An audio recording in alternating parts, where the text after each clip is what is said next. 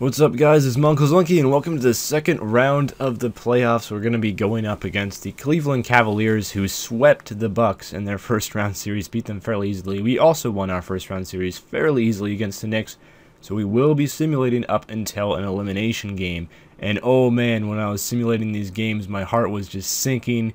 We went down 3-0 versus the Cavaliers, which is really weird because their team is barely rated higher than ours, just a very, very slight advantage, and yet they won the first 3 games. Obviously, the main reason for that is because they have LeBron James and we do not, even though John Wall is a very, very big star in his own right. But we're finally going to be going up against the Cavaliers, and as you can see, they have the second-ranked offense, but we also have the second-ranked defense in the entire league. I thought this would be a pretty fair fight. It turned out, at least in the simulated game, not so much. So right now, our owner does not want us to get swept. That is a goal. He wants us to play for pride and at least win a game or two in this series. Who knows, miracles do happen, although a team in an NBA playoff has never won a series after going down 3-0. But we'll do our best. LeBron is in the intro, and we're all getting ready to play, and this is going to be in Washington because I believe it's a 2-2-1-1-1 game format. So you play the first 2 games in the team with the better records home, and then the second 2 games in the team with the worst records home, which is us, even though we did have a good record. And starting off the game, we're looking to get the first score, and we are going to do that with Trevor Ariza hitting a long-range jumper. And we were just coming out trying to get a good start in this game, maybe get some momentum, maybe put the Cavaliers back on their heels, as Donatas Moniunas is going to get the dunk, and we're up 4-0. And it looks like Kyrie Irving had a 30.17 assist game, which is just insane the last time we played. Unfortunately, I didn't get to see that, but Trevor Ariza got the steal, almost got stolen back by the Cavaliers, but Trevor Ariza manages to pick up a loose ball, and John Wall is going to capitalize, and we're off to a nice start, up 8-3 early on in this first quarter. Looking like we can match up well against these Cavaliers. These Cavaliers are not a very deep team. It's pretty much LeBron and Kyrie or bust. Kevin Love is definitely the third wheel for them. He doesn't really score a whole lot. I think I've played the Cavs 3 times total in my time playing 2K15 during this MyGm, and Kevin Love never really does a whole lot. So it's mostly just LeBron and Kyrie, and if you can stop those two, then you can stop the Cavaliers, and their bench is, for the most part, pretty bad. Although the Wizards do have the exact same problem, although Wall is having no qualms about taking as many shots as possible, and they are dropping. However, if Wall and Beal have a rough outing, there's not really a whole lot to fall back on other than Tyreke Evans, who's a capable scorer, but maybe not enough to carry a team, as Marcin Gortat is going to get the dunk off the beautiful pass by John Wall. That was so nice, just threading the needle between a couple of Cavaliers defenders. And we are off to a lead, but the Cavaliers, after a slow start, are starting to come right back. LeBron James is going to hit a 3, kind of a fadeaway 3 with a dude right in his face, but it does manage to drop. And right as I thought we were getting a nice start to this game, all of a sudden the Cavaliers showing that they are an offensive powerhouse and just can come back at the drop of the hat anytime. And LeBron is just too much for Marcin Gortat. Blows past him and gets the slam. Donatas Moniunas is probably the most difficult release to hit. He is actually not a bad 3-point shooter if you can get his release down, but getting his release down is next to impossible. I've never been able to do it. And Kyrie Irving takes advantage and scores on us. And that's one thing that's very unfortunate when you have a stretch power forward, although Donatas Moniunas is just dunking here and just sending Kevin Love flying to the floor. The problem with having the stretch power forward who can't hit 3s because his release is bad is that he's not all that useful. Like, he's an okay rebounder, I guess, but the main thing that I got Donatas Moniunas for is because he can hit 3s, but he can't because I can't get his release right, man. But anyway, we'll work with that in the offseason. CJ Watson is getting the rebound and passing it to Garrett Temple, who's going to hit a 3, and our bench is in the game, and they're looking good as well. We still are maintaining a lead deep in this first quarter, but then the Cavaliers do manage to tie it up a couple minutes later, and a dude by the name of Joe Harris is handling the ball for the Cavaliers as he passes it to LeBron James, who's going to make that jumper. But that just goes to show how not deep this Cavaliers team is. If you have second-year rookies who are a little bit on the unathletic side, I would say, playing extensive playoff minutes for you. But Kevin Love is in the game. He's finally making a shot. It was only his second make of the entire game thus far. So Kevin Love, I kind of feel sorry for the guy. He's really not all that involved in the Cavaliers offense. It's mainly just the 2 superstars taking all of the shots. Quick screen and roll with Marcin and Bradley Beal. Bradley Beal is able to hit the 3 off of that one, and he's doing airplane moves after he hits that 3-pointer, because that gave us the lead right back. The home crowd is getting pumped up. Marcin Gortat gets the steal on the bad pass by Tristan Thompson, and on the break, Tyreke Evans is going to finish that lay-in and we're going ham at the moment, getting steals, playing some good defense, although the score might not reflect it. One thing that is important to keep in mind is the scores are always going to be inflated in games I play because I play at a very, very fast pace. So scoring like 110 points, the opponent might do that, but still might not shoot great. So it still is pretty good defense overall. And Bradley Beal is left open, but he is not able to capitalize on a three-pointer, although he did hit several during this game. But Dion Waiters is able to finish on the other end, unfortunately. Marcin Gortat went to stop the ball and was not paying attention to Waiters. And a couple of interesting plays here. Mike Miller with the weak sauce attempt at a lay-in, and we're running in transition, and Bradley Beal is going to hit a three-pointer, and the dude is starting to heat up, which I always love to see, and this is not a replay.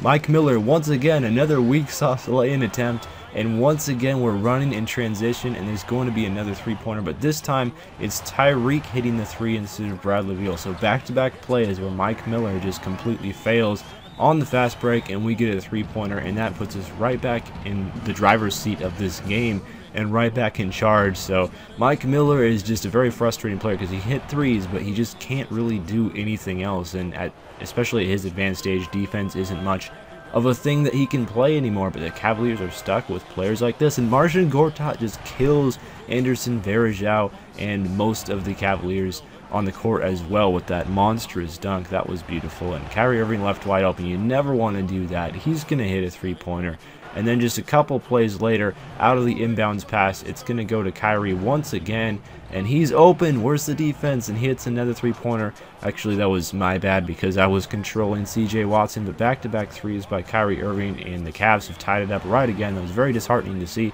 but Garrett Temple is firing it well as well. He can hit threes, and we're back up by 3 points after that shot. We're getting close to the halftime. We do, of course, want to go into the lead, especially when you're at home. You always want to go into halftime with the lead. Beautiful pass to Tyreek Evans, who's going to finish from CJ Watson on the assist, and there's only 2 minutes left. Tyreek sees Marshall Johnston rolling to the rim, but just was not able to get the pass to him. Bad pass, it's a turnover, and Joe Harris is going to finish with the and one on the fast break as Tyreek fouls him. That's just a really bad play. You really don't want guys like Joe Harris finishing at the rim at all. If it's LeBron, okay, you can go with that. Speaking of LeBron, you can't guard that. Just too much LeBron. And the Cavs are starting to pull away a little bit before the half. Tyreek is just very, very disappointed in his team's effort.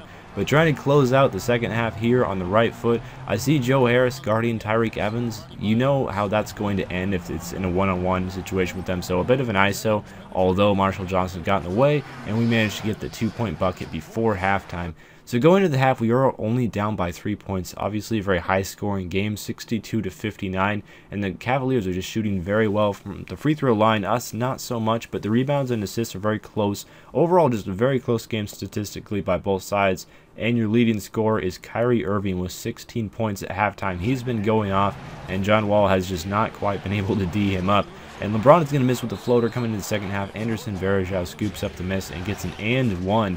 And then Kyrie Irving is firing, and Kevin Love is not able to get the rebound, so we're going to start running in transition. Obviously, the Cavaliers have built up a little bit of lead, and John Wall is just spinning. He puts Dion Waiters in the spin cycle, and he manages to finish with the contact as well. He's getting hype after that finish, and I'm isolating on Kyrie Irving and just dunks on him as well as the Cavaliers center, who happens to be Anderson Varejao at the time, and that was just a monstrous one, and it does manage to rattle in. And then a bad pass on the other end as John Wall just passes a little bit too early before Tyreek Evans was open, and Kyrie Irving is leaking out on the other end, and no one went to pick him up, and that's an easy 2-point finish for the Cleveland Cavaliers. They're up by 9 points, which is just ridiculous. John Wall is trying to cut back into that lead with a three-pointer just pulling up in transition. He doesn't even care. Sometimes some of those point guard defenders like to sag off of John Wall for whatever reason. He's not the best shooter in the world, but he can hit some threes. Irvin and Anderson Varejao are now running the pick and roll, and unfortunately, Donatas Maniutis sags towards the paint, leaving Kevin Love wide open, and he's going to hit a three, and the Cavaliers are continuing to play this war of attrition.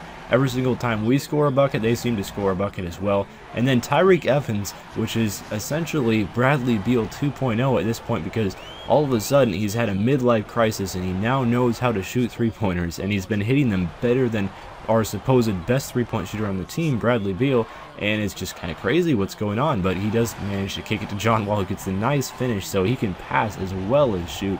What is happening to Tyreek Evans? I love his transformation, though. It's very, very good. And unfortunately, Marcin Gortat matched up against LeBron. That's only going to end one way, with the Cavaliers getting the bucket, because that's just very, very unfair of a mismatch. And Trevor Ariza trying to pass it to CJ Watson, and a little bit of sloppy ball, but it manages to go out to Tyreek, who's going to hit another three every single time he's open. I'm kicking it to him, and he just keeps knocking him down. I'm kind of waiting for his hot streak to wear off, but it just never seems to, as it's been several games in a row now where Tyreek is hitting threes, but he's not playing defense, as LeBron gets the finish just before the fourth quarter, and the Cavaliers go into the fourth with an 8-point lead. So I'm a little bit worried at this point, because they have LeBron and Kyrie Irving, and I haven't been able to stop either of those guys all game long. They've just been going off. So now something kind of funny happened. There was about 5 plays in a row where both teams just continuously missed, and it was a track meet up and down the floor, just continuously going, and both teams kept missing shots, as Donatas Moniz just says get out to Kyrie Irving, and he gets blocked heavily. But then John Wall on the other end is going to miss the short jumper. Of course, it was contested, but still, come on, man. And then the Cavaliers are going to be running, and LeBron James also misses a mid-range. And finally, we're going to end the madness here, just the consistent running up and down the court and the constant fast break. Everyone is probably getting tired, as Bradley Beal finally finishes with the left hand and puts an end to all of that. But I have never seen like that many misses on fast break attempts in a row. I thought it was a little bit funny. Dion Waiters, he's wide open. And the cherry picking continues by the Cavaliers. They've got an 11-point lead at this point. We're trying to get back into this game, but it's just not working, because the Cavaliers keep scoring again and again and again, and there's just not able to stop them. But Bradley Beal is going to hit a three from the corner. He was left open, and you just can't do that. You can't leave Beal or Tyreek, or even John Wall for that matter, alone in the corner, because they're going to make you pay for it. And then Marcin Gortat gets the finish as well, and he's having a solid game, I would say, playing some good defense as well as on the offensive end. And Bradley Beal, doing his best John Wall impression, manages to dunk over Kyrie Irving, although that's maybe not so impressive in and of itself, but it was still a nice play. It's usually John Wall, the guy cutting towards the rim and getting those dunks, but Bradley Beal, although not as athletic as John Wall, can do it as well. And this was painful to see. LeBron James just hitting a three-pointer just as we were starting to get back into the game, and we're trying our best, but LeBron is also doing his best to finish off the sweep of the Wizards and get himself to the finals. But John Wall just destroying Kyrie Irving's ankles yet again and dunking on him. And as quick as Kyrie Irving is, I don't think he can match up with John Wall in any way, shape, or form. And John Wall was just destroying him all game long, although Kyrie Irving definitely got his on the offensive end, because that's why he's out there. And LeBron hitting another three. And typically when LeBron starts to get hot from the outside, as well as just destroying you on the defensive end and with all these cuts to the rim, there's usually not a whole lot you can do. But the game is not over yet. We still got 2 minutes left, and we're only down by 4 points. Running the fast break, dangerous pass, but it does go to Tyreek Evans, and he does manage to finish, and we're only down by 2 points with 2 minutes left to go. This game is not over, folks. And passing it to LeBron James, probably the best player to pass it to. He's going to finish, put the lead back to 4 points with 1:39 left in the game. At this point, it's a 2-point game. There were a lot of free throws made in the last couple minutes, mostly by the Wizards, even though you'd expect the opposite to be the case. But Kyrie Irving, just cold ice water in his veins, pulls up and he hits it, and we do manage to hit a couple of free throws from John Wall as well, and we're down to the final seconds left in the game, down by 2. We're giving it to John Wall. He's been clutch all year, and the ball rims in and rims out, and that's the game. Game 4 is over. The Cavaliers win all 4 games in the series, and they win 116 to 114. John Wall had 30 points and 10 assists, but it just was not enough. Bradley Beal also had 27. Tyreek Evans chipped in with 22. So the big 3 of the Wizards were beasts, but unfortunately the rest of the team not so much.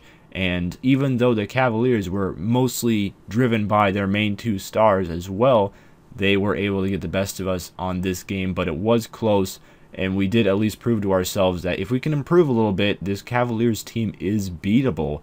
And overall, looking at the stats here, some close stats. We shot a little bit better from the field, but it's only the final score at the end that matters.